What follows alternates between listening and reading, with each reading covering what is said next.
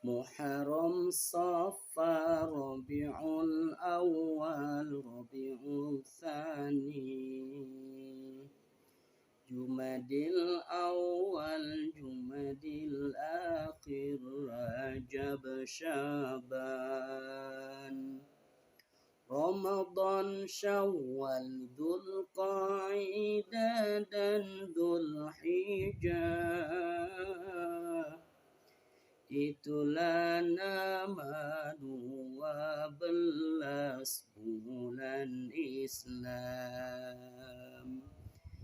Itulah nama 12 bulan Islam. Bismillahirrahmanirrahim. Assalamualaikum warahmatullahi wabarakatuh. Anak-anakku sekalian yang dirahmati Allah Subhanahu wa taala, apa kabarnya semua? Mudah-mudahan kalian beserta keluarga selalu sehat walafiat. Amin ya rabbal alamin. Alhamdulillah wassalatu wassalamu ala Rasulillah Muhammad ibn Abdullah wa ala alihi wa sahbihi wa man nasarahu wa mawala. La haula wa la quwwata illa billah. Subhanaka la ilma lana illa ma 'allamtana innaka antal alimul hakim.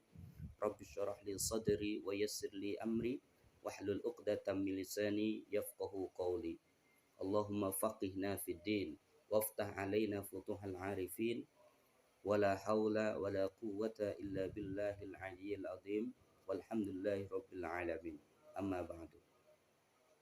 Anakku sekalian yang dirahmati Allah Subhanahu wa taala, selamat tahun baru Hijriah 1443 Hijriah.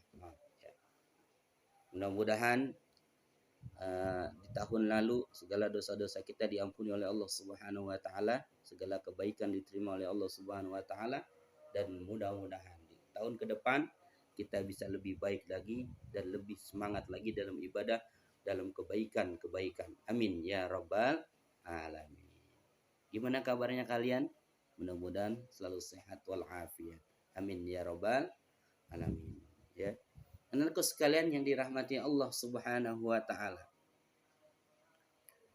Tahun baru Islam hal ini adalah bertepatan dengan bulan Muharram, di mana Allah Subhanahu wa taala menyebutkan bulan Muharram salah satu di antara bulan yang disebutkan oleh Allah dalam Al-Qur'an, minha arba'atun hurum. Di antaranya ada 4 bulan yang dimuliakan. Apa saja?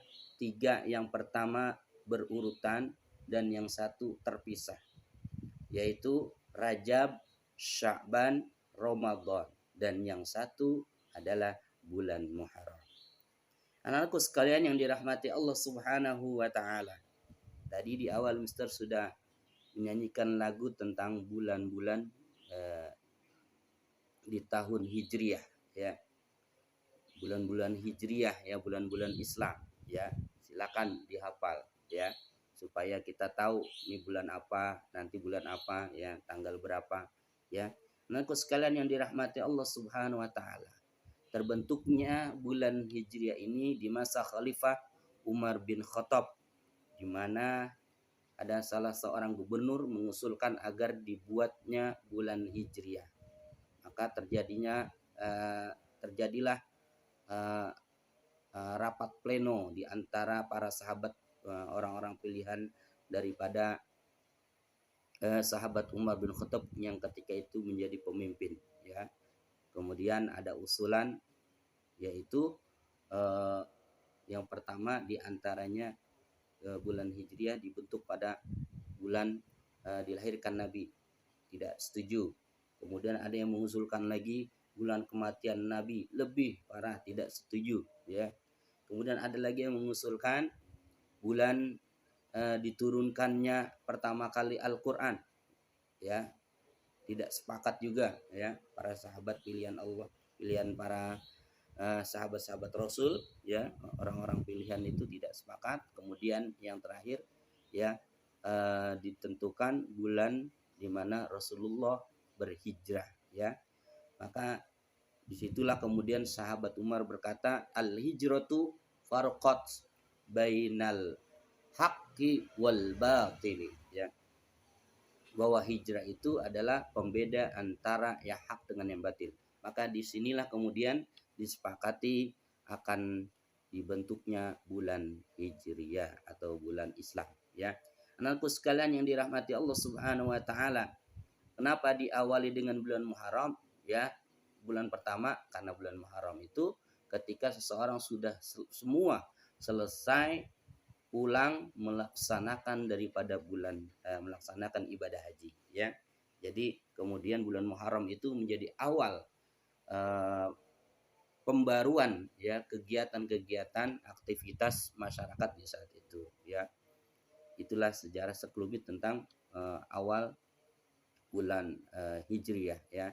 Anakku sekalian yang dirahmati Allah Subhanahu wa taala. Masih semangat ini, ya? Insya Allah semangat terus, ya. Anakku sekalian yang dirahmati Allah, berkaitan dengan bulan ini adalah bulan Muharram, menjadi tahun baru Islam, awal tahun baru Islam, yaitu banyak sejarah tentang kejadian-kejadian yang berkaitan dengan para nabi, ya. Di antaranya, ya, di antaranya adalah kejadian di mana Nabiullah Adam alaihissalam, ya, kakek moyang kita, di mana beliau diusir dari surganya Allah Subhanahu wa taala karena satu kesalahan, yaitu makan buah khuldi, ya. Padahal di surga itu Allah berikan fasilitas yang lengkap, ya. Makanan sepuasnya, minuman juga sebebasnya, tidur, ya, mau melakukan apa saja bebas, bahkan ditambahkan dengan diberikan seorang pendamping hidup, yaitu Siti Hawa, ya.